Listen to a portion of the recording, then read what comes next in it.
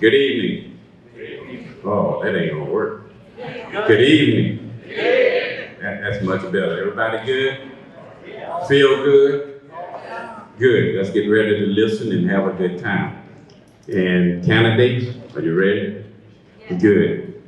And we just hope that whoever wins will always remember us and just come and see us like you do now. Okay? All right. We'd like to welcome the Lafayette Mayor President Candidate Forum, hosted by the 100 Black Men, NAACP of Lafayette, number 6060, Louis A. Martinet, Society Great Lafayette Chapter, Senior Pastoral Alliance, Women of Wisdom, and my name is Melvin Caesar, President of the 100 Black Men of Greater Lafayette, as well as our partnering host organization, our nonpartisan political organization which encourages informed and active participation in government. We hope that over the course of this forum, you will learn more about the candidates and what they hope to do for our community and the city parish of Lafayette. All candidates, media, and public were invited to attend the forum. Questions asked during this forum were received and chosen based on the issues relevant to the community, specifically to the majority community, and reflect the mission of the host organization. The election will take place on October 12, 2019, in addition to Lafayette's mayor-president race. Other items on this ballot specific to Lafayette include city and parish council, Lafayette Parish School Board, and rededication tax. And we want to give Waylon Gibbs a round of applause because he put this together. He did 2 forms. He didn't only do one, he did 2 forms. I just like to always recognize our President Emeritus, Waylon Gibbs. At this time, I want to turn it over to Mr. Greg Davis and the nice lady right here. Thank you, Melvin. Thanks for that introduction, and special thanks to the host organizations for making this evening possible. Welcome to the Lafayette Mayor President Candidate Forum. We will start by explaining the format for this forum, which each candidate received ahead of time. After hearing opening statements by each candidate present and any submitted statements by candidates not present, the question and answer portion of the event will begin. We will rotate asking questions of candidates so that everyone has a chance to be both first and last. Each candidate will have 1 minute for an opening statement, 2 minutes for a closing statement, and 2 minutes to answer each question. Opening and closing statements will be done in the following order based on the last name: Carly Labar, Josh Guillory, Carlos Harvin, and Nancy Morcott. There will be 5 questions lightning round. During the lightning round, candidates will be asked a series of 10 questions in which they will respond with 1 word only, with an opportunity to address or expound on any answer during the 2-minute candidate closing. There are 6 categories of questions: economic development, education, public safety, employment opportunity, transportation, and overall quality of life. The timekeepers are sitting in the first row. When there is 30 seconds left on your speaking time, the timekeeper will hold up a card that says 30 seconds, indicating that you have 30 seconds to complete your response. At 15 seconds, the timekeeper will hold up a card that says 15 seconds. Please wrap up when you see the stop card. If you continue speaking after the stop card is held up, we will say thank you and move on to the next speaker. Personal references by the other candidates would be out of order. We ask that you please turn off your cell phones and or silence all other electronic devices. We request that you treat all candidates fairly. Please remain quiet throughout the forum. No clapping, cheering, calling out, with the exception that after their closing statements, you may clap for all of the candidates if you wish. No campaign literature or signs are allowed inside this room. You are encouraged to submit questions for the candidates on the provided index cards. Questions must be addressed to all candidates and must apply to issues or qualifications for Lafayette's mayor president. A volunteer will review all questions submitted for legibility, clarity, and applicability to all candidates. We will use as many questions as time allows, sometimes combining similar questions, striving to cover a variety of topics at the same time. If you don't hear your particular question, it could be combined with other similar questions. Candidates will be available following the forum to speak with the attendees. Simone Chapin was unable to join us this evening and has submitted a written statement that she asked that we read in her absence. So I'm going to read her statement. Thank you for allowing me to write a brief statement. Sorry I cannot make it here tonight. I apologize. I had a scheduling conflict. As your mayor president, I will bring big change to Lafayette. The current council spends too much time on issues that only affect a few and takes the rest of the parish for granted, including North Lafayette. I will be a champion for drainage, public safety, and fixing our roads. I will work with our school board, nonprofits, pastors, and many others on issues facing our community.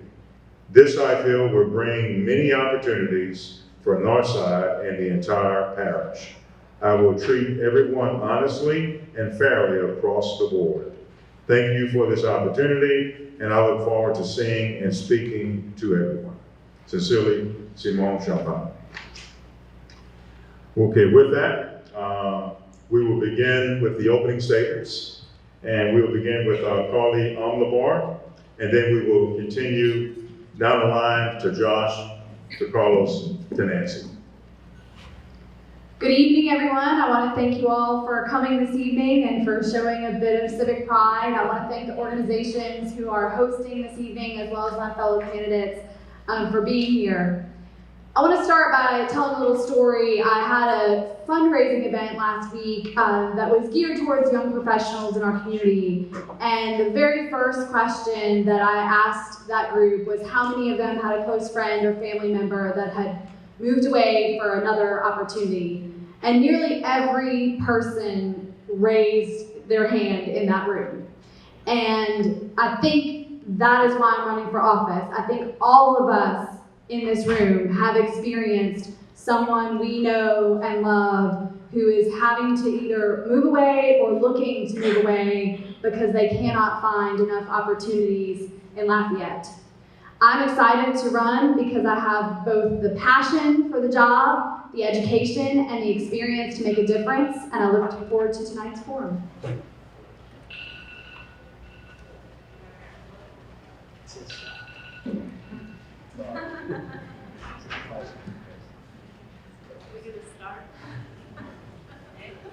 No, okay. Give me 15 more seconds. No, ladies and gentlemen, it truly is an honor to be here. I think this organization is a quality organization filled with quality people. I have a lot of friends in the 100 Black Men, and I thank you for giving me this opportunity to address the crowd and also to be here. And also thanks to my fellow candidates. Look, Lafayette is our home. It's my home for sure, and I love it. I'm proud of it. I'm proud of what we stand for. I'm proud of our community, our heritage, our culture. But we created that. You know, I live here, I'm your neighbor. I live here in Lafayette with my wife and children. Together we have 3 children. I'm a small business owner, family law attorney. For many years I've coached both in the city leagues and I volunteered at a school to coach middle school football. It's my passion. I'm proud to be an Army veteran. I served overseas in Iraq in 2005 as a cavalry officer. Greatest honor of my life. But it would also be an honor, a true honor, to serve as your mayor president. My motto is one parish, one future. That means one parish, one Lafayette, not the south side, east side, west side, not our municipalities, not unincorporated, not any other side. It's Lafayette, and I would be honored to serve in that capacity. Thank you. Good evening, everybody. My name is Bishop Carlos Harvin. I'm a native of Washington, D.C., and I live about 5 blocks from here on Goldman Street, right behind Walmart that just closed. I'm honored to be here tonight because I've been called to not stand on the sidelines. There are 3 kinds of people in the world. There are those who make things happen, there are those who watch things happen, and there are those who ask what happened. I'm intending to get involved, and I'm honored to be here. I'm joined by my wife, Tabitha, our oldest daughter, Imani. And as this past Saturday, I celebrated my 28th anniversary as a pastor because I was called to the ministry. When Joe Robideau announced he was not running, that week I got another call, a fire that burned on the inside that said, "You run." Because I got that call, I answered it, and that's what brings me here tonight. Thank you. Hi, my name is Nancy Marcotte, and I'm running for mayor president, along with these wonderful people. And I thank you again for giving up your time, and I thank 100 Black Men for hosting this event along with the others. I've been a lifelong Republican and a pro-life mother. I've been a job-creating entrepreneur for over 36 years. We need a leader of this community who knows how to create jobs and bring jobs back. I have a record of success, and what will matter to you the most is what we will do in government. To share my plans, I've developed the Marcotte priorities, and they are to build infrastructure that works. That includes drainage and roads, restore trust in government, and empower the entrepreneur. I look forward to sharing more about my priorities with you. Thank you. Thank you. Thank you, candidates, for those great openings. We will now move to the question and answer portion of our forum.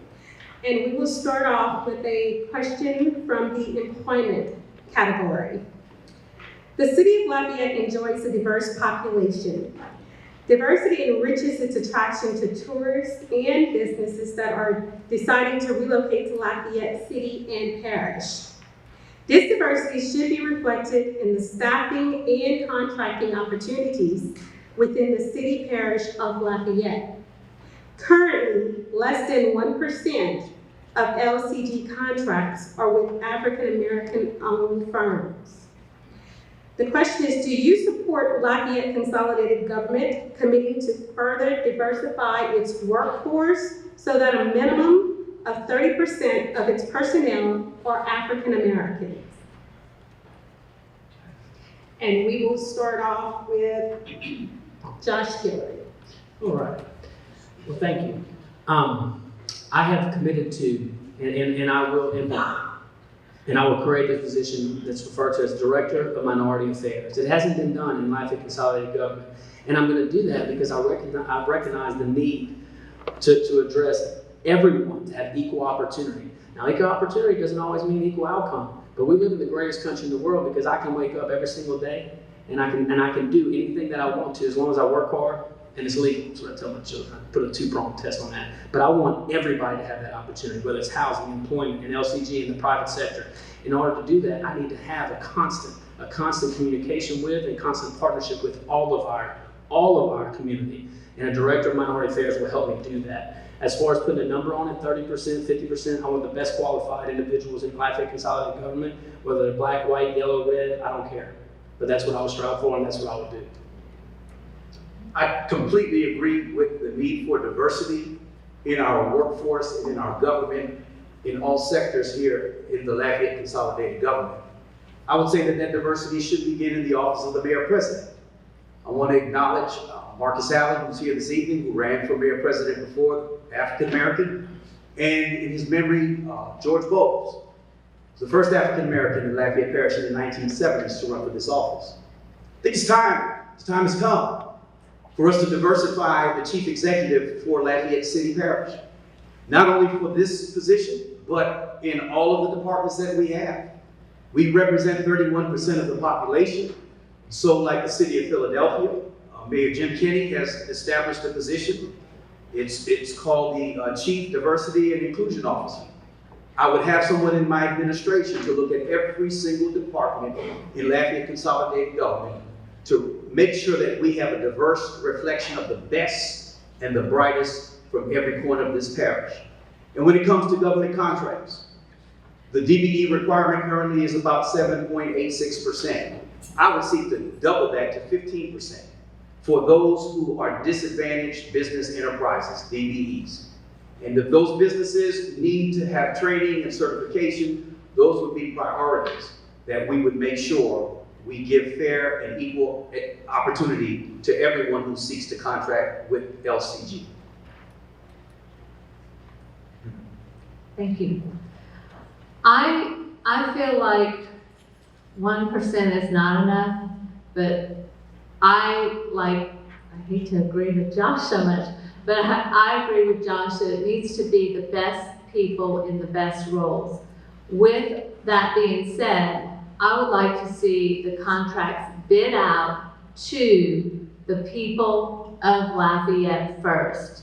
If it can be done, then let's do it. And let's do it to all people that are qualified. Now, if they're not qualified, they're not qualified.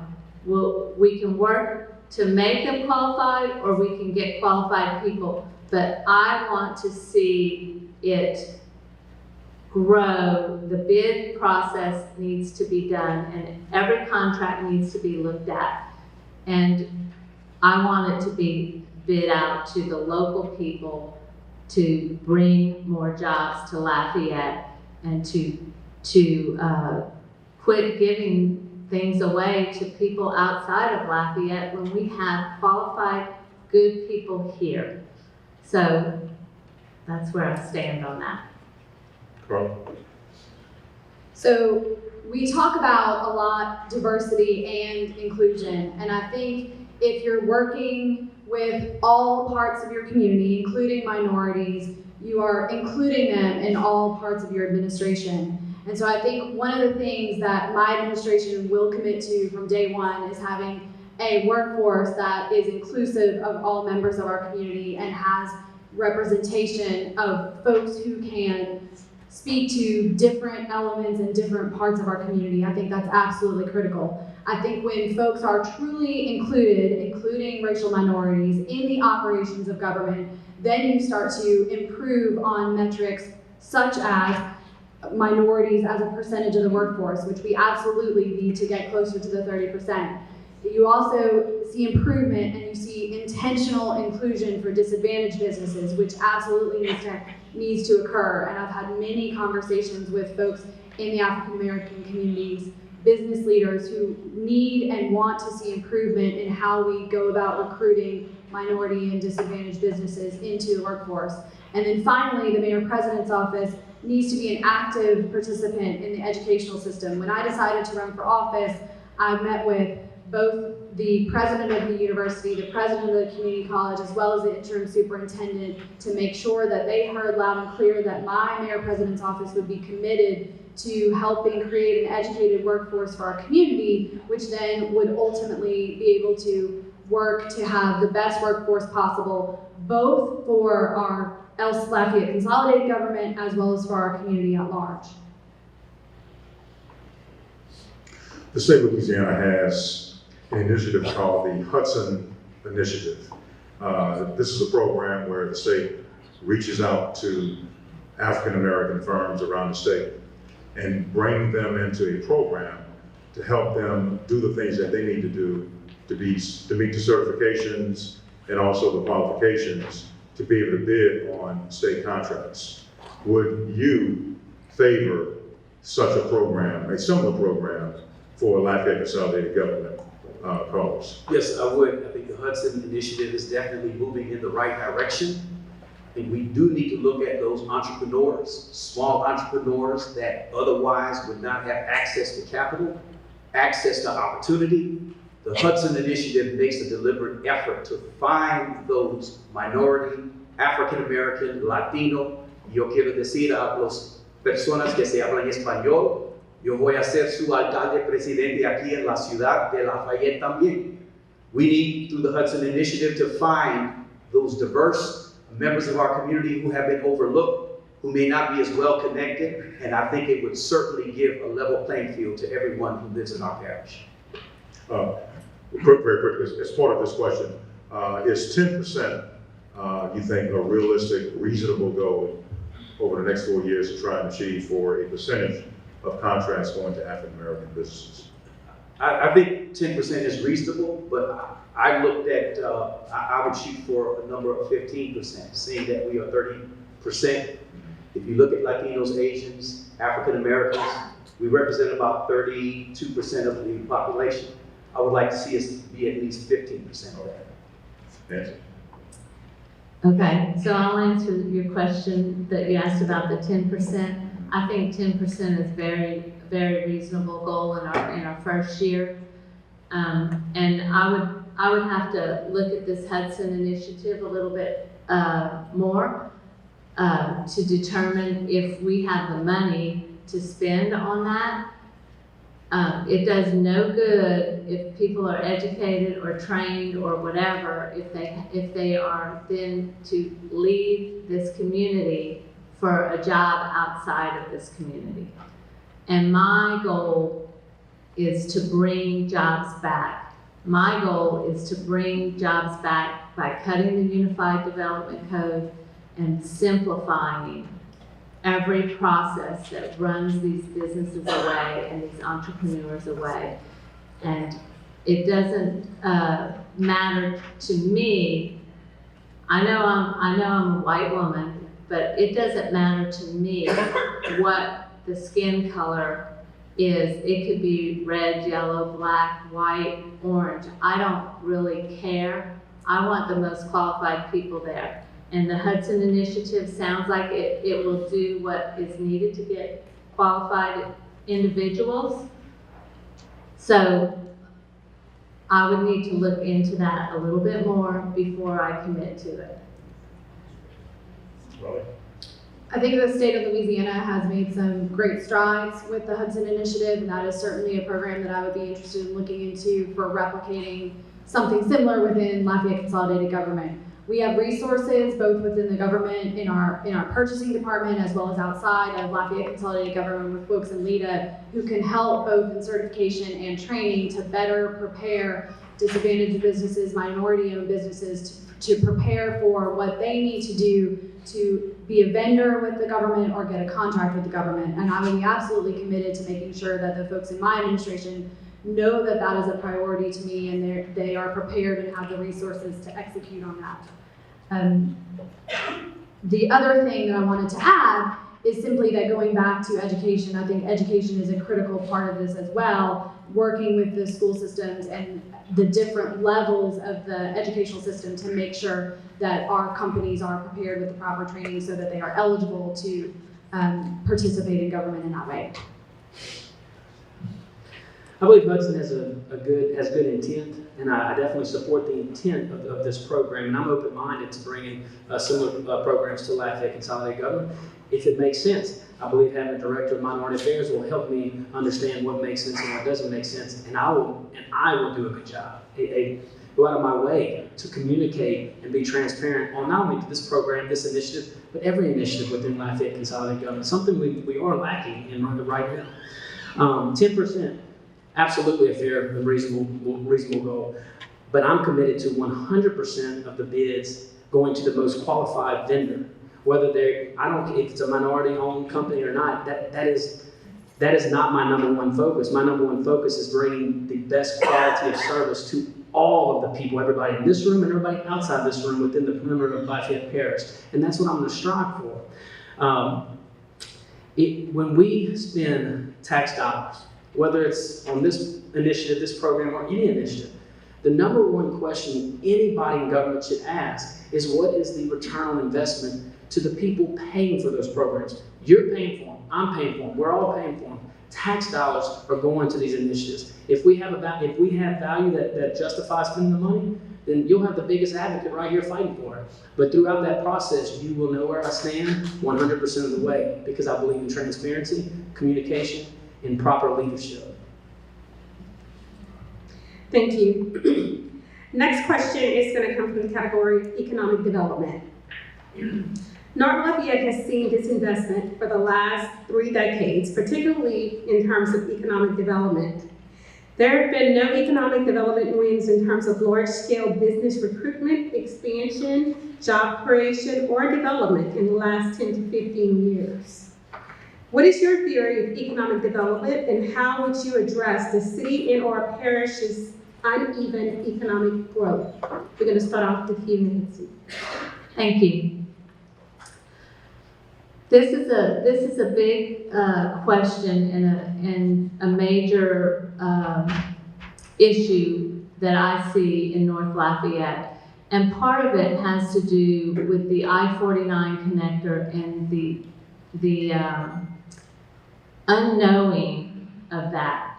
There's 2 footprints that are being considered, and most of the land, to my understanding, along the Evangeline Thruway has been bought. Well, who wants to develop there or do anything if they don't have the road, and they know that a road is going to go through there, but they don't know exactly where and what? So that would be one of the things I would do, is I would make sure that we meet and get a decision made about the I-49 connector and have that road put in so that businesses can develop there and people can buy land there and grow the economy there. Then regarding the university and the I-10 and university, I think that needs also to be developed more. There are many areas that I think we could do better in, and the North Side is one of them. And I would do everything within my power to make sure that jobs are created on the North Side, and I would do everything in my power to sell Lafayette, because we do have such a great community here, and we do have everything that's needed and wanted. And you guys have it all on the North Side because y'all don't flood, or generally don't flood. Right. All right, so at a big picture level, I-49 was mentioned, and I think one of the things that we have to come to terms with as a community is that that project is $1 billion roadway, and the uncertainty, Ms. Marcotte is right, the uncertainty around when that investment will take place has led to compounding disinvestment on the north side of town. As a community and as a city, we have to learn to reinvest in that freeway while we plan for the long term. We can no longer use the I-49 corridor coming as a reason to not reinvest in the core of our city. So I think that's number one. Speaking of reinvestment, one of the reasons that I advocated for the charter amendments a year ago was the establishment of the city council would allow us to reinvest in our core city the way many other communities have. If you look across the country at communities that are thriving, most of them have learned to reinvest in themselves, in their historic neighborhoods, in places like the North Side, in their downtowns. And that's one of the reasons that I advocated for the establishment of the city council, and one of the things that I think I know I will work with the city council to emphasize reinvestment. On the theory of economic development, we absolutely also have to get tactical with the things that we do. I mentioned from a big picture perspective, the I-49 corridor and the Evangeline Thruway, but there's also projects, I know some of you in the room from my work that I began with the Simcoe Street corridor, and looking at really small things that we can do to incentivize investment on a local scale where it makes sense in key areas. I did not get to finish that work before I left LCG, but I would be very excited to pick it back up again. Finally, again, on economic development, we have a great partner as a parish in the Lafayette Economic Development Authority, and working with them to help bring jobs and investment into the north side of town will be a priority of my administration. Well, let me start off with saying, I believe in the north side. I believe in the future of the north side of our city. and of our parish. And if you look at the four quadrants of our parish, the northeastern quadrant has so much potential. And I'm glad, I know you haven't spoken across, but I believe you share my enthusiasm. I'm glad to hear we have 4 candidates up here that's energetic about this notion. So this is good. Now, how do we get there? Maybe we differ on policy. I will say I put a lot more stock in the private sector than I do the government. I'm just going to be honest with you, okay? But there are some things that the government has a responsibility to do. Infrastructure is one of them. I-49 South, let's talk long-term and short-term. Long-term, completely agree, Carly. That's a very expensive project, I-49 connected, I-10 service road, which we haven't talked about yet, which I completely support. But we need to get the ball rolling. Do you know what kind of shot in the arm that would give the north side specifically? I-10 service road, you can drive on I-10 right now from Texas to Mississippi. If you didn't know you were driving through the 4th largest city of Louisiana, or if you didn't have a service road, you could drive through, excuse me, I misspoke, you could drive through without knowing that you just drove through the 4th largest city in Louisiana. That's disappointing. Look at Louisiana Avenue. Look at the Target. Look at the service road at Scott. Look at the economic impact that had. We can bring that. I'm saying north side because that was in the question. That's a shot in the arm to Lafayette. Okay, Lafayette Parish and our entire region. So I believe in these 2 projects long term. The way that we initiate that from the Mayor President's office is we use the platform that we have to have a loud voice.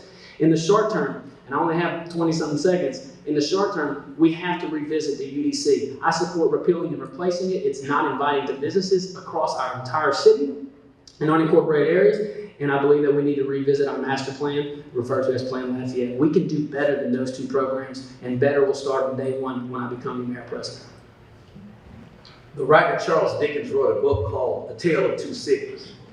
When I look at Lafayette, we're one city, one parish, but sometimes depending on where you stop, it may look like we're 2 different cities, 2 different parishes. I think we need to equally distribute economic opportunity, whether you're on the north side or the south side. I think the time is here that we realize we're all on the same side. And my slogan for my campaign for Mayor President, one parish, one people, one purpose. It doesn't matter if you're in Broussard, Karen Crow, Dusson, Lafayette, Milton, Scott, or Youngsville. We may have gotten here by different ships, but we're in the same boat now. When you look at I-10 and you count the traffic that goes east and west daily, you look at the traffic count on I-49, arguably our nickname is Hub City. It's not, there's a reason for that, because there's probably more traffic that crosses that intersection than anywhere else in the state of Louisiana. That's the front door to the city of Lafayette. That's the front door to this parish. And we need to make sure that we put investment here just like we do in many, many other parts of Lafayette Parish. There's an initiative that was started by an African-American senator named Cory Booker from New Jersey, Democrat, an African-American senator from South Carolina, Tim Scott, Republican, a Republican president, Donald Trump. They got together and came up with what's called an opportunity zone. The governors of each state picked the poorest census tracts of each state and submitted those as places that need investment. Where we are sitting tonight, ladies and gentlemen, we're in the middle of an opportunity zone. The I-49 connector is in the middle of an opportunity zone. It is an opportunity because there's nowhere but up when we're looking at investment. When we're talking about that opportunity zone, we're looking at businesses that can come back, businesses that can flourish. And so, as Mayor President, I would pursue what we could do for development in that I-49, I-10 corridor. Next question is going to be in the area of education, and we'll start with you, Paulie. Every school in North Lafayette is an underperforming school. All are classified as in urgent need of intervention by the State Department of Education. And just to give you a few stats. As a percentage of students performing at grade level, here are some of the performance outcomes for our North Lafayette schools. J.W. Falk, 14%. Acadian Middle, 13%. Northside High School, 16%. Paul Bro, if you disaggregate the students that are zoned to attend Paul Bro and leave out the gifted, 19%. Alice Boucher, 22%. Lafayette Middle, 15%. Evangeline Elementary, 27%. Lafayette Renaissance Charter, 24%. Willow Charter, 15%. When the Lafayette Parish system closed Moss Middle School, they declared that the failure was due to the students and their parents not valuing education. The Lafayette Parish school system declared that there was nothing it could do to turn the schools around until those students and their parents valued education. The education gap by race, zip code, and income must be closed, and must be closed with the greatest of urgency. Without the proper education and training, too many Lafayette residents will continue to work in part-time jobs with no benefits and receive near minimum wage pay. Turning around the underperforming schools of North Lafayette must be a top priority for Lafayette Consolidated Government and the Lafayette Parish School System. And this is the first question. Can North Lafayette achieve economic vitality with chronically underperforming schools? And do you believe the mayor-president should provide his or her leadership, along with North Lafayette residents, to advocate for education reform to the Lafayette Parish school system, for North Lafayette schools? So thank you for this question, and I've already touched on education a couple of times, but I'll go ahead and say a few more things. Some of you may know the very first job that I had when I graduated from college was as a teacher at Church Point High School. Taught high school math for 3 years, and one of the reasons that I left education was because I was passionate about working on education outside of the school system. And so that is one of the reasons I mentioned one of the first visits that I made when I decided to run for office was to meet with the current superintendent, Ms. Irma Trosclair, to tell her that she would have the full support of my administration to support the work of the Lafayette Parish school system. We have to educate our kids as a full community. We cannot do it simply through the school system. We have to be working as parents, as volunteers, as churches, as community leaders. All parts of our community need to be engaged in creating great schools. So you asked, I think, can North Lafayette have economic vitality with chronic underperforming schools? I think we know the answer to that is no. What we have to do is we have to come together to decide that we are going to fix it together, that we are going to provide the school system with the support that they need, and that we're going to support parents and teachers in the work to educate our students. Okay, so to the first question, can we have economic success? And I'm paraphrasing, can we have economic success with those numbers? Sure we can, but is that really the direction we want to go? I mean, I agree with Nancy on this in regards to contracts going outside. Well, our talent base is right here. Educate them. Those numbers sadden me. It saddens my heart. I wasn't a school teacher, but I did coach, and I coached in City League. Like I said, I volunteered at a school, and one of the greatest joys in my life is seeing that light bulb, come off in a child's head when you teach him. I coach mostly football, mostly young men, but I know teachers join that profession for that same purpose, that intangible joy that you can that you're bettering someone's life. Well, you're bettering our community's life. Two of my top priorities is keeping us safe and bringing jobs back to Lafayette. A child in school doesn't deal drugs, at least not during school. An educated child is probably more prone to go home and do his or her homework and get involved in athletics or get involved in extracurricular activities, as opposed to a life of crime. An educated person has usually better health outcomes in their life. But we owe it as a community. We owe it to fall into the second question, Mayor President, and using our role as a leadership role. Absolutely, hands down. An easy way to get out of this question from a political standpoint would be to say, oh, that's a school board issue. I mean, I'm going to do Pontius Pilate. I'm going to wash my hands of that. No.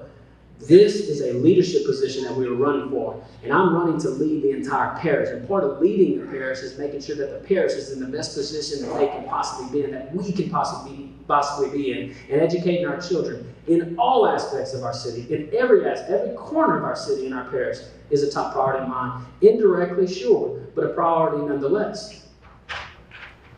No, there's no way that we can get the economic development we need with schools in that condition. I currently sit on the board of Lafayette Charter Foundation, board that oversees 2 public charter schools. They give parents choice if they were unhappy with the performance of their children here on the north side of Lafayette and in the city of Youngsville. I believe parents should have choice and get good quality education for their children. I also understand that depending on how a child is doing by the 3rd grade, the prison industrial complex calculates how many prison cells are needed based on reading scores of young black boys in the 3rd grade. So my advocacy is going to be, it's time for education and not incarceration. We need to educate our young people while they're in school. We need to put in front of them a curriculum and teachers who have a passion to teach. I was a substitute teacher for a little while at Lafayette Middle School. And there were times that I had students that wanted to learn, and then I had students that wanted to perform. And I'd have to stop my class, get on my cell phone, and put a parent on speakerphone just to get control of that classroom. But after I got control of that classroom, those students were able to learn. And once I formed a relationship with parents, the PTA, PTO, parent, teachers together, we were able to teach those kids in that classroom. So, as mayor president, I would make sure I would hold regular meetings with the superintendent. I think that what United Way of Acadiana is doing, they've got it right. If you go to their early learning center on Jefferson Street, they're talking to the child while the child is still in the mother's womb. I would engage that parent while the baby is on the way, so that when that baby is born, we would partner with the Lafayette Parish school system to start with early childhood education.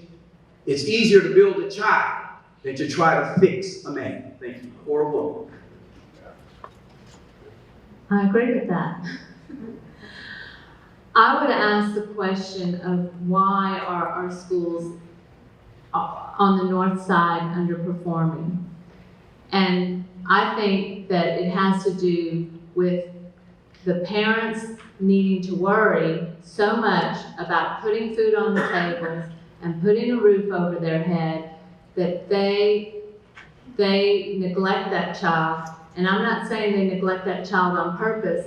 They are just worried about where are they going to get their next dollar from. So I'm, again, wanting to promote bringing back jobs, high-paying, middle-class jobs that people can make a living doing, so that nobody has to worry about where their next meal is coming from, or nobody has to worry about where their next dollar is coming from, and their children will get the attention that they need. They don't, also are not taught some of the basics of respect for your elders, respect for your teachers. And another thing I'm not in favor of is teachers that are underperforming getting a bye because they have tenure or whatever. I don't understand that. In the business world, if somebody's not performing, then they're X'd out. They have to go somewhere else. We need teachers that are going to teach, children that are going to learn, and parents that are going to be responsible for teaching those children. And that begins with them not worrying about where their next dollar is coming from, or where their next meal is coming from, or putting a roof over their children's heads. Okay. Next question is going to focus on public safety. Every resident in Lafayette City and Parish desires to live in a neighborhood, community, and district that is safe and adequately provided the proper first responder presence necessary to maintain safe streets. In the past couple of years, LCG has taken significant steps to ensure that the Lafayette Police Department implements national standards of community policing, working in concert with and reaching out to neighborhoods, churches, and community organizations so that city police and neighborhood residents can achieve a level of mutual respect in law enforcement activities. Many of our neighborhoods are in a constant struggle against drugs and violence, and too many of our children have to grow up in unstable and unsafe environments. How will you work with the city and parish council and law enforcement to ensure that safety in North Lafayette and the parish in general and neighborhoods is a priority, and enact policy and deploy resources to address issues of drugs and gun violence? I'm going to start with Josh. Excellent question. Excellent question. Let me first start off with saying my appreciation for all first responders. And I don't know, are there any first responders in the audience? If you could, raise your hand. We're not allowed to clap, but we'll silent clap for you. Thank you. I mean that. Thank you for your service. Look, I was in the military. I had real rounds in my magazine on 2 occasions. One was in Baghdad, and one was when I went to the range. You ladies and gentlemen, are my heroes. I mean, really, you are. Every day is a real world situation for you. So from the bottom of my heart, I know I speak for all candidates here. We thank you. Okay. Now, a few months ago, I issued my 4-point plan to public safety. That's for the north side, south side, east side, west side, the entire parish that I would have jurisdiction over. The sheriff has a lot of that jurisdiction. Our municipalities also have their each respective jurisdiction. One is an increase in pay to our law enforcement officers. I have a target starting salary of $40,000. That's to help with recruitment, but more importantly, retention. We train these officers. I don't want them leaving to state police. I don't want them leaving to other parishes or out of our state. We lose too many officers purely because of lack of pay. We can achieve that without raising taxes. We do that by getting our spending in order. And I wish I had more minutes to talk about that particular part of it. So increase in pay, increased communication between our agencies, increasing increasing our patrols during high crime times and high crime areas, wherever that may be. And fourth is partnering with our judiciary, both our district attorney's office and our courts, our judicial system, to make sure that the time meets the crime and that we're being as proactive as we possibly can. Sending someone to jail to rot over a certain crime is not always the best outcome. I know that all too well as an attorney. And again, I wish I had more time on this topic because it's very, very dear to me. So again, thank you to our law enforcement officers. I will always have your back, and I will always have this community's back as well. I want to applaud Police Chief Toby Aguilar. When we're looking at the homicide rate, there's been a 64% reduction in homicides if you compare 27 to 2018. The numbers aren't quite in yet for 2019, but if you've been around this neighborhood, you've seen police officers walking the street. There's a community panel of citizens, residents, who are in partnership and communication with officers. I applaud Mayor Joe Robin for putting Chief Reggie Thomas as the assistant deputy officer to show young men and women that someone from our community can aspire to law enforcement as well. It's partnership, and it's going to take teamwork. Partnership, not only policing, but we need community participation. And I see Pastor Ken Lazard here, a member of his congregation, Mr. Earl LeBlanc from New Orleans after Katrina moved here. He started a program called Athletes for Christ. It brought about 10, 15 churches together, Philadelphia, Good Hope Baptist, Progressive, my church, New Beginnings, and we were able to recruit young men from the neighborhood to play basketball. How to resolve conflict, not with a gun, but on the court. Let's see if you got game. And all of these young men, and the one stipulation was before you could play, you had to be in church.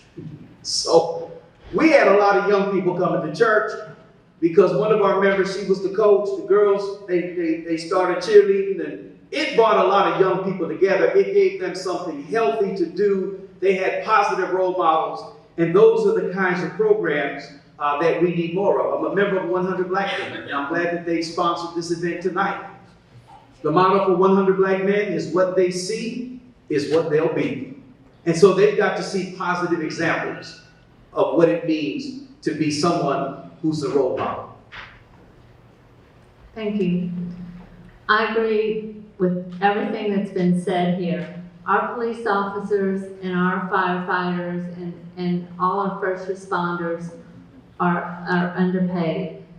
Now, I think especially our police officers are underpaid and they need a raise. And I will do that by looking at the budgets and reallocating some money. And yes, I'm gonna work with the city council, but I don't see where they would vote that down. I just don't see it, but I'll work with them. I also agree that people need to teach. I agree with the officers being in the neighborhoods, being in the areas where crime is committed, and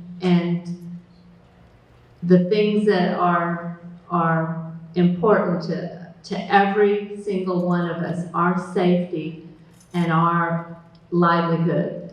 And I think, again, bringing jobs to this area would decrease the crime because people aren't searching for that extra dollar here and there. I don't think that people are bad. I don't think that people are bad naturally. I think they just want to help their families and help them survive, and that is part of what I feel. I don't want to see anybody suffer, and I don't want to see the North Side suffer like it has. So I agree that the first responders need a raise. So there are a lot of things to touch on when it comes to public safety, but the first thing that I want to say is that all of our quality of life starts with feeling safe in our homes and in our communities. And so public safety is absolutely critical to how we provide a great community. It starts with keeping a safe community. So a couple of things, I do want to applaud some of the work of Chief Aguilar and Chief Thomas with the work that they have started and made a lot of great progress on it with the Community Relations Committee and community policing strategies that absolutely will continue. We need to have great relationships, whether it's with our schools or our churches, between law enforcement, between the administration, to make sure that the needs of our community are well understood and well met by our law enforcement. We also need to work, my other fellow candidates are correct on pay increases for police officers. The police officers that are Lafayette police officers are the lowest paid in the parish. We are starting to have a retention problem with that, losing officers. And the biggest problem with that is that we can find ourselves with less trained officers if we are not able to keep our highly trained officers here in Lafayette, and we have to do that. And I will work with the city council. I have a track record of getting votes on the council to get things passed, and I will do that to help our police get better pay. We also need to continue our use of data and technology to improve our policing strategies, and that is very important to me, to work with the police department on the technology they need and the data they need to collect to be able to police in the most effective and efficient way possible. And finally, some of the work that I started while I was in the planning department to coordinate code enforcement and how blight impacts our communities and makes the job of law enforcement tougher. We can coordinate those efforts better as a community than we have to date, and I will be excited to continue that work. Okay. This one's going to be for you, Paul. You're going to start it out. This comes from the audience. It says, our community is often divided. And so is our city council, which will now be a city council and a parish council. And there's often disagreement on lots of projects and issues. How will you lead this community of Lafayette? And how will you be a leader of two different councils, the parish and the city, so that we can get past our differences and work towards good solutions across the parish and the city? This is a great opportunity for us. for a new mayor president, a new 5-member city council, a new 5-member parish council, so that we can all sit together and come up with priorities. City budget is about $600 to $700 million. Parish budget is not in as strong shape as we have with the city. So in order for the parish to function properly, city council is going to have to sit with the parish council and come up with strategies. One of the issues that we're looking at, serious issue, is drainage. For the first time in a long time here on the north side, after the tropical storm Barry, we had the thruway flooded. Moss Street was flooded. University was flooded under the underpass. And I think parts of Ambassador were flooded. If somebody had a hospital emergency, they would probably have had to go to Opelousas to get to a hospital. So we need to figure out how city and parish can work on an issue like drainage. That, I think, the study, which calls for not only cleaning our coulees and culverts, but there's parts of the Vermilion River that have not been dredged since 2 years before I was born. The last time it was dredged was 1957. There's parts of that river that's only 2 feet deep. So even if we clean the coulees, we're looking at city and parish now that's facing that issue, and we're gonna have to come together. I'm a unifier. I'm a team player and a team builder. So I know as mayor president, I would be able to bring people from different parts of our parish, different sides of our city, to come together to solve common problems that affect all of us. Thank you. I too understand that we have a city council and a parish council that we're now voting for. And I believe that they need to come together along with the leadership of the mayor president's office, which I hope will be me, and solve these issues about how money is spent and where money is spent. One of the things that I can bring is I have worked many times with people within my same brokerage, 2 agents that might have a conflict, and we always come out with a win-win situation.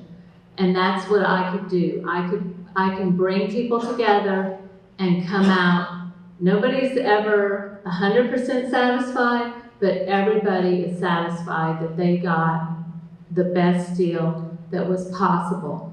And that's what I would do. I would bring them together and I would come up and show them that a win-win deal is the best deal that we'll get.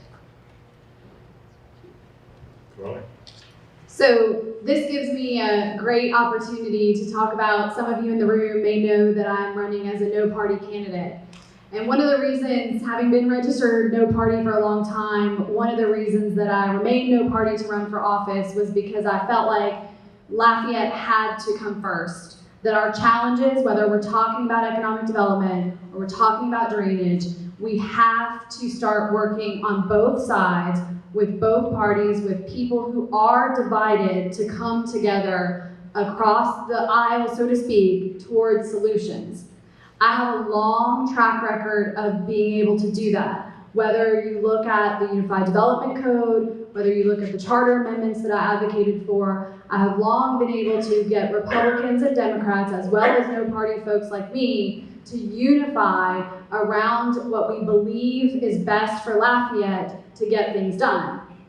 How do I do that? You ask, how will I lead? I communicate a lot. Those of you that have worked with me know that I am always talking to people whose support I need to help get things done. As a mayor president, that means I absolutely have to use every communication channel available to me to communicate with citizens, to communicate with other elected officials, to communicate with other stakeholders to achieve goals.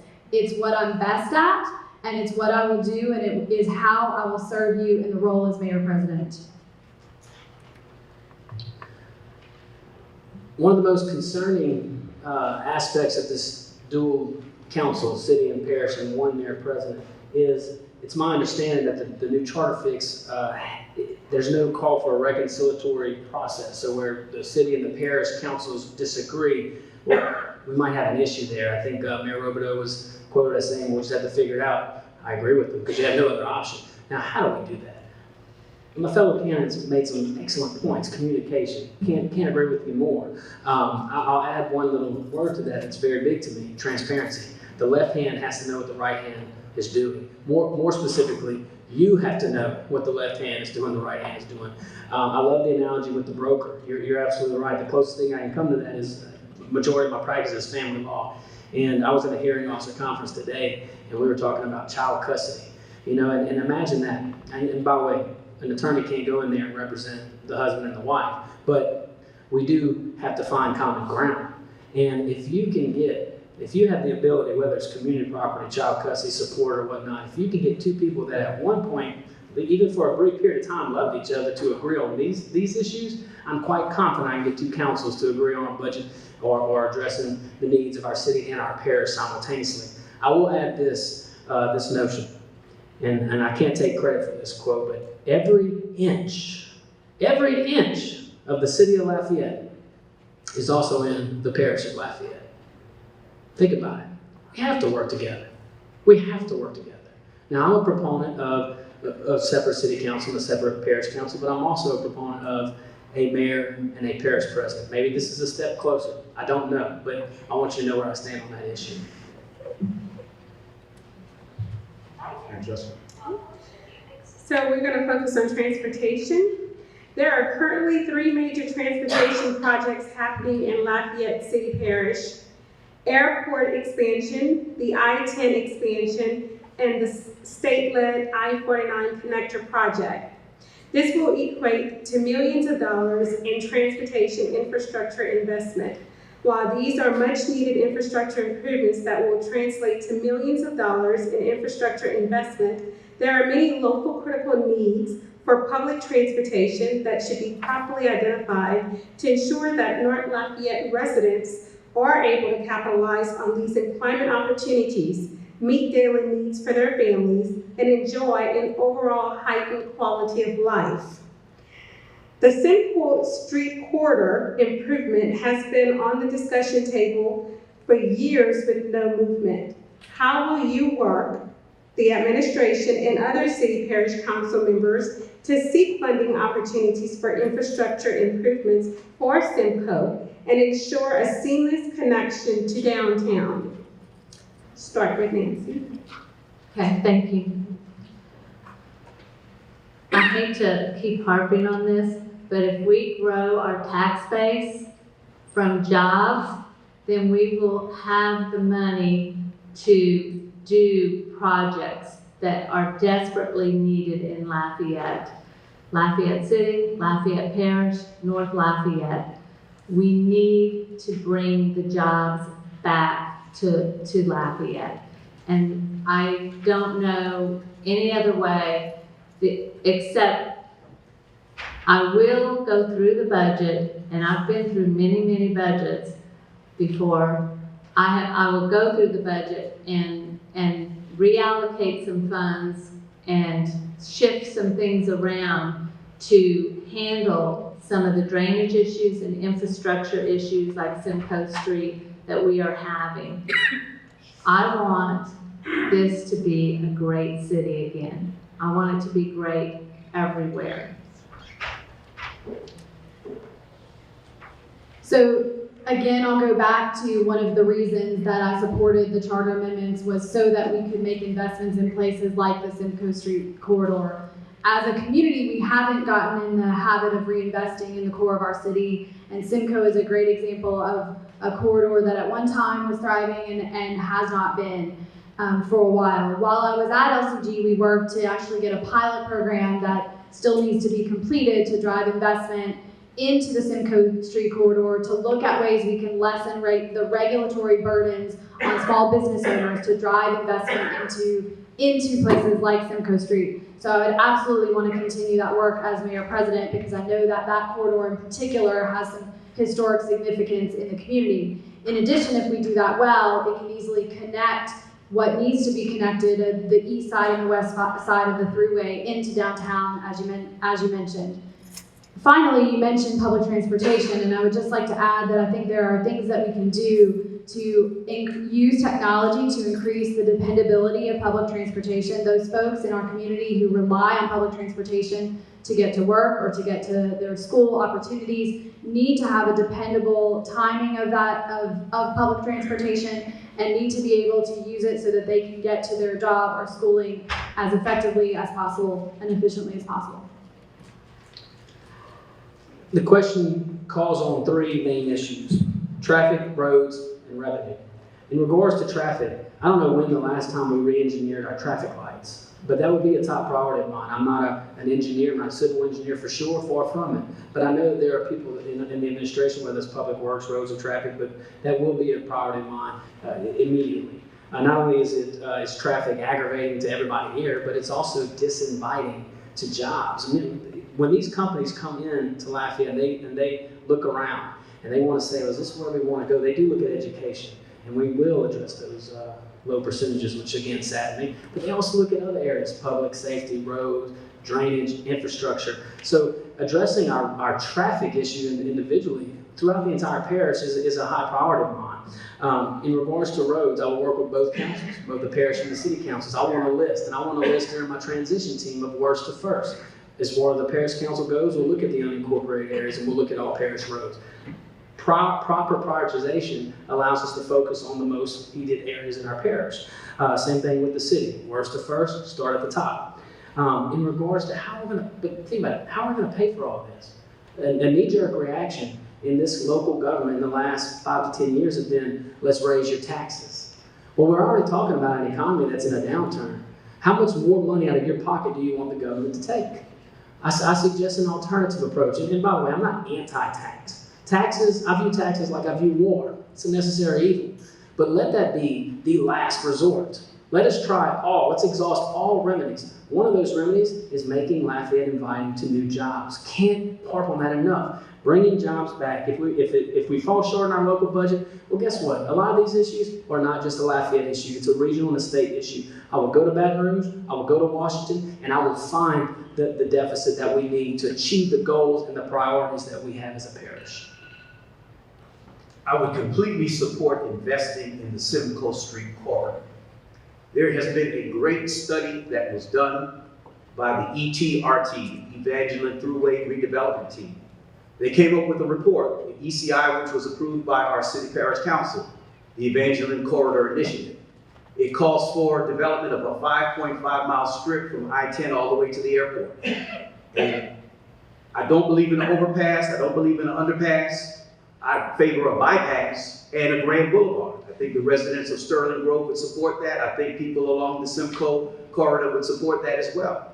Because if we make Simcoe Street attractive, if we invest in it, we're going to bring not only residents who will move there, so we won't have to raise property taxes. We just raise the population numbers.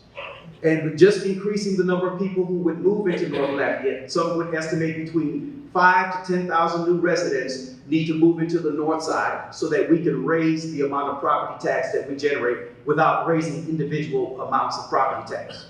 When residents move in and we get density, population density, businesses are going to be attracted. We're going to get more business development on the north side because we have more needs, more demands, more residents. The Simcoe Street corridor is going to play a very critical role in bringing the north side of Lafayette back as well.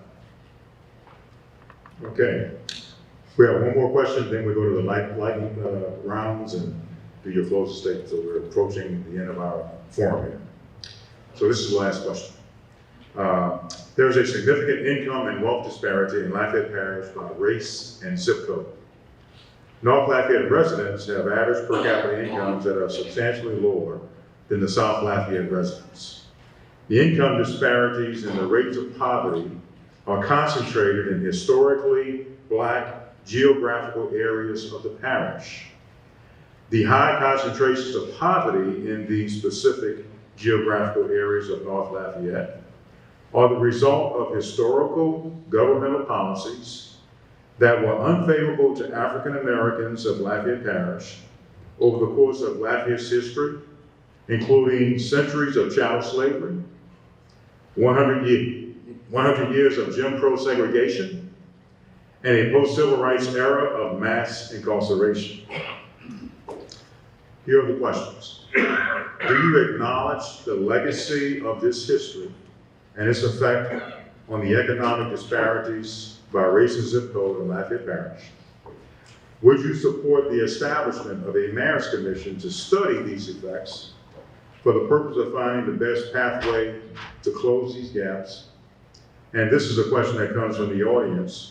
Would you support a resolution to recognize the evil of slavery and Jim Crow? Let's see who's next. Carla. So first, I think absolutely the legacy effects of our policies over the years, you can feel those and see those today, and I absolutely acknowledge that. Supporting a mayor's commission, I want to talk about that. I would, as I said, I think in one of the very first questions, we have to build an inclusive administration that starts by working with groups of people up to and including a commission to talk about how we make sure that both our workforce is representative of our community, and then also how those folks in our community are best supported by our government. I would absolutely love to explore the idea of the commission or some other form that can help bring about those same goals. I think several folks have talked about one position as a director of minority affairs. I think we need to be careful before we do that, because we cannot expect one person to speak for all minorities in our community. I think that's why we need to be inclusive in our representation, in our administration, and in our government. Finally, I think that, stating that slavery and Jim Crow is a bad thing is certainly something that I would be comfortable with. I'll go in the opposite order. Who wouldn't support that resolution? I mean, really. But I acknowledge that, that it's for, maybe for actions or lack thereof, it still resonates. That saddens me as well. So absolutely, support the resolution 100%. Mayor's Commission, yes, I'll support that. Unpaid, I want volunteers. I want people that want to be there. I want people that have the fire to make something happen, because we can say all these words. We can pass all the resolutions in the world. I'll pass resolutions that feel good left and right if you want to, but actions speak louder than words. I want to fix the problem, not just talk about it, not make declaratory statements that sound good politically. And also, in addition to the commission, my director of minority affairs will help with that situation. That's someone dedicated every single day that will be in my ear, that will make sure that I'm up to speed, that I know the issues that are going on, because God only gives us 24 hours in a day. Just like I can't go dig a drainage canal like with Public Works, I can't be everywhere at all times. But you know what? Delegation helps. And caring helps. And you can't fake caring, and you can't fake leadership, and you can't fake communication. There's no substitute for those items. Acknowledge the disparity, 100%. 100%, but acknowledging it is not enough. Let's do something about it. Let's bring jobs back to Lafayette, not just the South Side, not just our unincorporated areas, not this out-migration to our other municipalities, which I'm happy for them, but we have a very, very, very large municipality that we're standing in right now that I want to develop, and all sides of it, north, south, east, and west. And some ways that we can do that, and mainly, is to make businesses more inviting to come here to Lafayette. And we talked earlier about the importance and the opportunity that we have in the northeastern quadrant of our parish, the north side being a part of that. Well, let's do that. Let's address the UDC. Let's address Plan Lafayette. And let's get the government out the way, and let's empower the private sector and the power of the individual.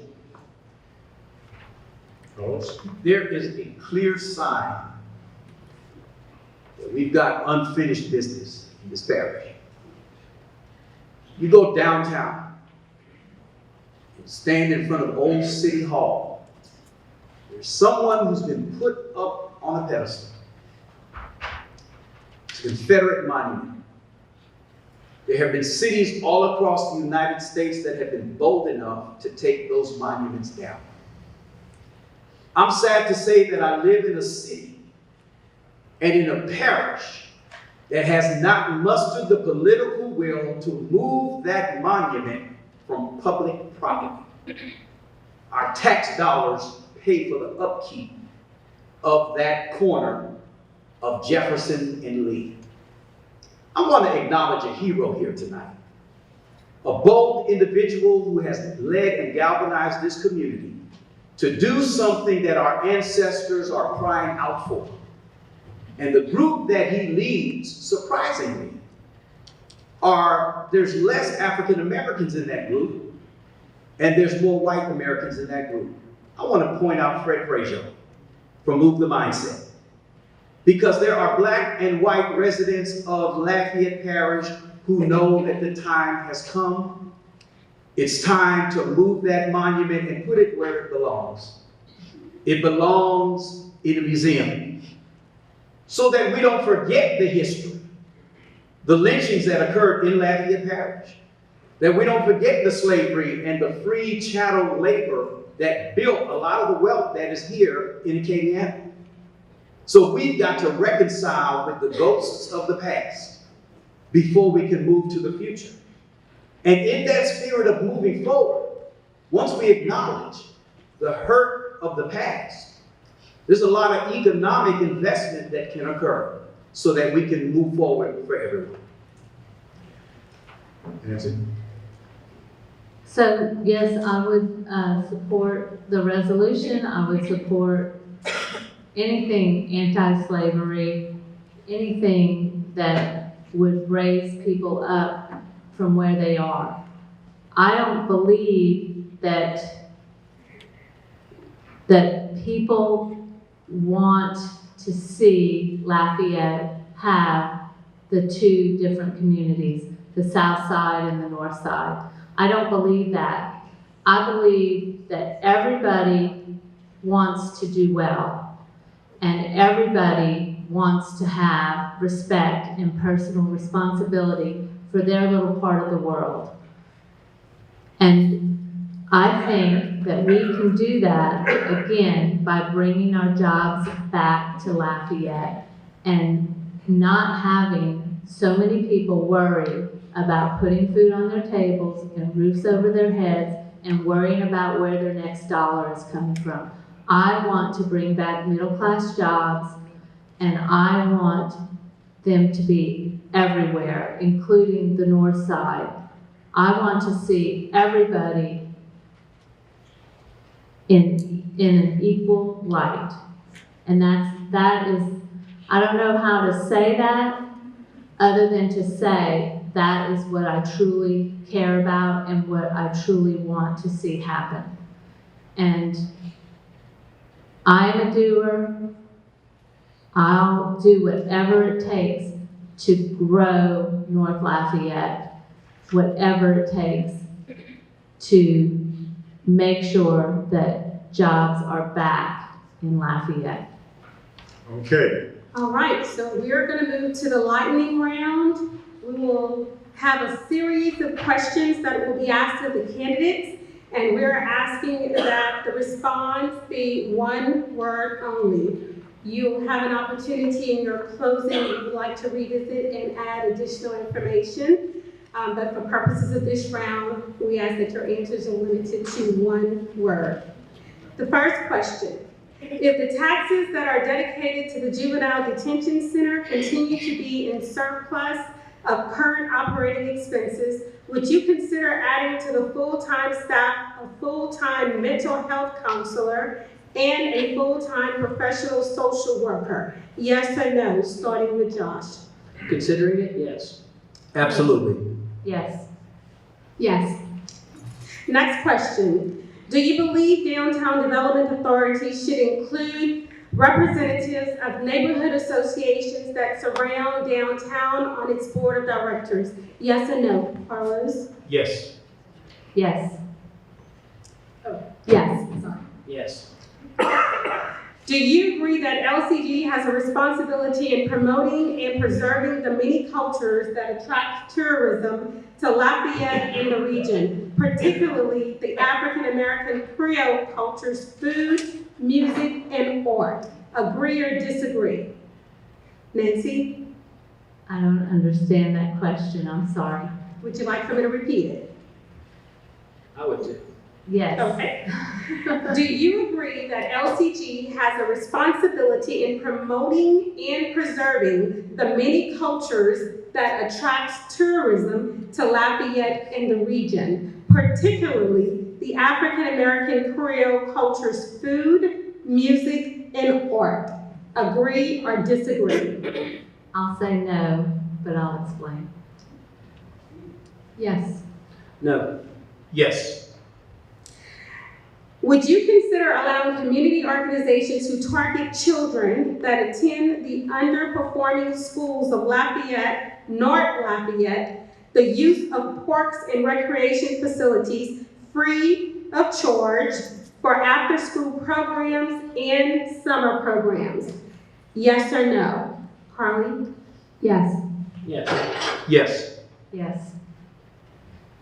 Okay. Joshua, we'll start with you. Yes, sir.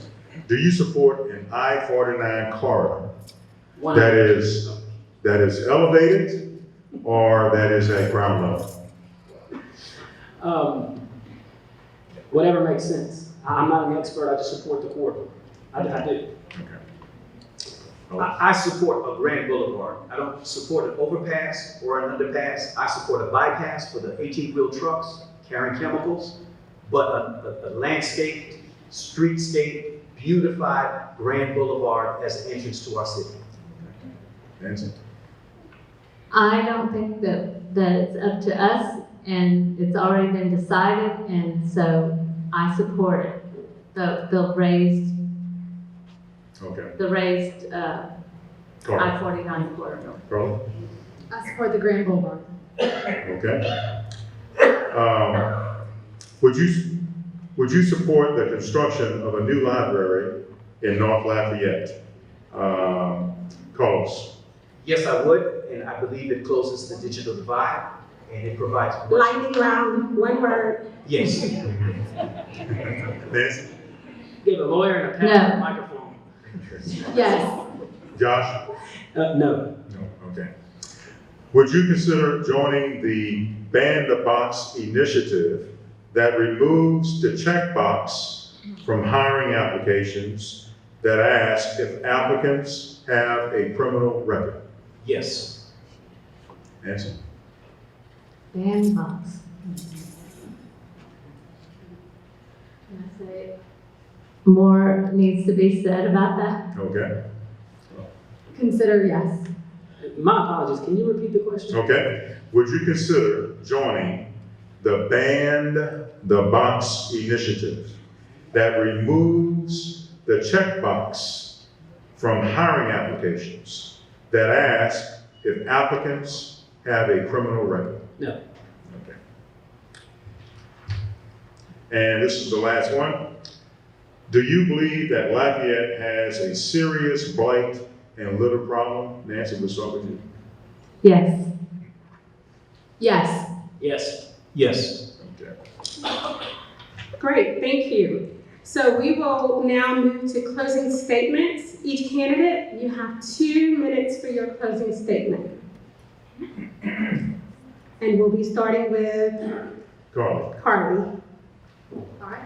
I assumed we would go in reverse order. I apologize.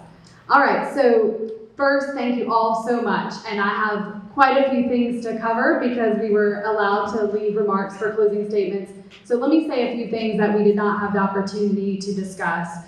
On the charter amendments, I just want to clarify a point. There is a reconciliation process for the budget. It was in the charter amendments. It was in the charter prior to the adoption of the new charter amendments. It remains there today, and I can discuss that in any detail that you all may want to afterwards. In addition, the traffic signals that we talked about, those are constantly being monitored, and there is about to be a new adaptive signal program put in that will continue to improve our traffic. So there is a lot of work that is ongoing that we need to continue to focus on. What I want to talk about briefly in my time here to close is the things that I have been putting my heart and soul into this community over the last few years. And my work, I feel, both in Lafayette and on the north side is just beginning. Some of you may know I led from a staff perspective the work that Pastor Harbin referenced from the Evangeline Thruway redevelopment team, which recommended millions of dollars of reinvestment into the north side.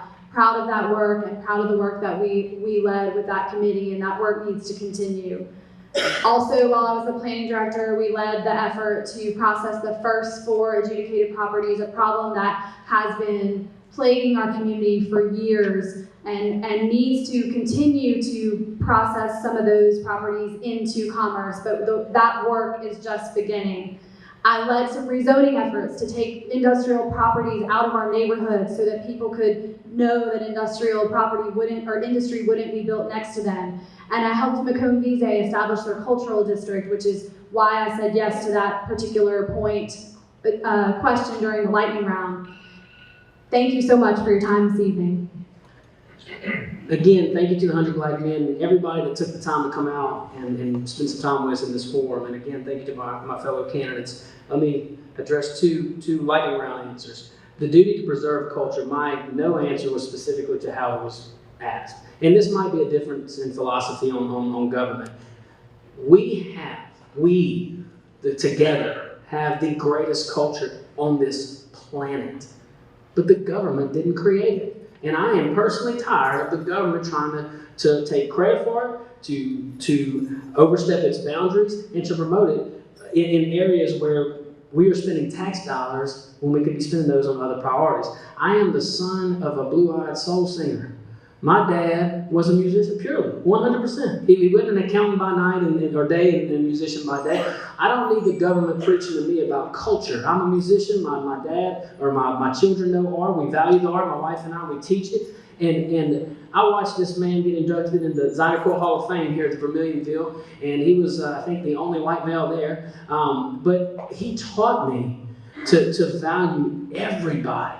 Everybody. Look at that man, look at that woman's heart. You'll know who that person is. So I know what culture is, and I know what our culture is, but it's not the role of the government to pick and choose which cultures we want to promote. It's all about priorities. The Northside Library, I truly wish I had a time machine, because I would go back and because I support a Northside Library if we only had 2 libraries, library in the Northside, library in downtown. I didn't build all these other libraries. None of these candidates built all these other libraries, and we are faced with a decision, a surplus in our local government that you pay, and we can choose to build another library or to fix priorities such as drainage. I choose to fix drainage. That's my choice, and I want you to know where I stand on that issue, because it's so easy for us to come up here and say all the great things. We want libraries this way, we want this, we want that, but at the end of the day, tough decisions will have to be made, and I'm ready for that. If you went to the Rosa Parks Transportation Center, caught a train for Chicago, but you woke up the next morning and found yourself headed to Miami, my question to you is, when would be the best time to get off that train? I would say to you that this election, October 12th, is more than an election. It's about a new direction. When it comes to investing in the North Side, we've been headed in the wrong direction. And the best time to change trains is to do that now. I'm running to be your mayor president because I think together, working with our city council, our parish council, Broussard, Karen Crow, the mayors of Dusong, of Scott, Youngsville, Lafayette, and the unincorporated area of Milton. Working together, we can get this train back on the track for everyone. Our motto is one parish. That's what we are. One people. And we've got one purpose: to make this parish and this city great and better for everyone. We're going to exercise, beginning September 21st, a very precious right. It's called the right to vote. It was paid for by people's blood, by people's lives, who marched, who protested, who went to jail together, who prayed together, so that our voices could be heard. So regardless of your party background, whether you're a Democrat, a Republican, independent, no party, libertarian, I'm going to ask that you exercise that right that was paid for by people's lives. And I'm going to ask that when you exercise your right to vote, that you push that button for number 93, Carlos Harvey, candidate for mayor president, because we all win with Harvey. Thank you. Thank you. First of all, I agree with Josh about the arts and where the government plays a role. And I don't think, and I'm an artist. I grew up, I collect art. I was a graphic designer, an art director. I'm in painting classes right now, and I still paint. I am an artist, and I am not in favor of the government deciding where our money needs to be spent regarding that. I think that we have the culture naturally, and that's something that's priceless for this area. The food, the culture, the music, everything. Black, white, yellow, brown, I don't care. It's one parish that has the culture here already. The thing about the criminals, it depends on the job. I'm sorry. I don't want somebody that has a sexual pedophile record working with my children. That's where I stand on that. It depends on the job. I'm not going to just erase everything that somebody did. Now, you can say whatever you want about that, but to me, it depends on the job that they're doing and who they're working with. So I will use my 36 years of business experience and leadership and entrepreneurship and bringing thousands of jobs to the Gulf South region to build infrastructure that works, to restore our trust in government by transparency and communication. And thirdly, to bring jobs back. That is not last, that is the third thing I want to say. Well, this brings our candidate forum to an end. Thanks to our Mayor President candidates for attending this forum. And thanks to all of you for coming tonight. And don't forget to go vote on October 12th. Thank you very much.